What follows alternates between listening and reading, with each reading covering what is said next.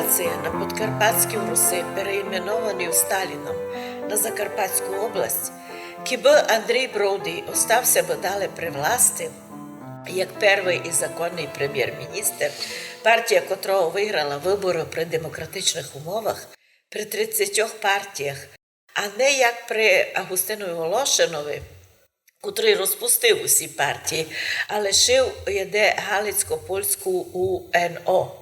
Точніше, просто УНО, Українське національне об'єднання. Це було перший признак нацизму при Волошинові, коли він розумів, на попередніх демократичних виборах він ніч не виграв, його партія набрала пару процентів, виграв вибори рані демократичних умовах. Андрій Броудий при 30 партіях, його партія виграла перше місце, і його було ізбрано законним першим прем'єр-міністром Подкарпатської Русі, Автономної Республіки Подкарпатська Русь. Тоді ще на той момент, ще примерно півроку, Чехословакія мала вид єдиної республіки із автономною Подкарпатською Руссю.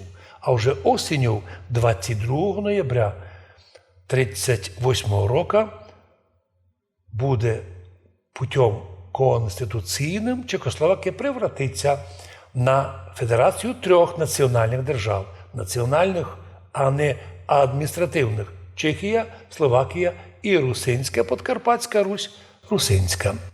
От Броудий, ставши прем'єр-міністром Подкарпатської Руси, став організовувати повернення Русинської Пряшівщини із Словакії.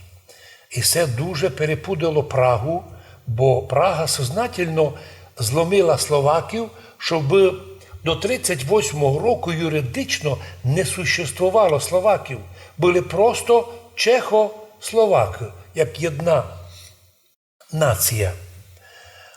А з 19-го года русинська нація отримала право на самовизначення і на создання своєї русинської національної державності у рамках новообразованої Чехословакії, невзирає на те, що запланували чехи і словаками перед лицем много німців. Вони хотіли зробити велику, сильну общу націю чехословаків.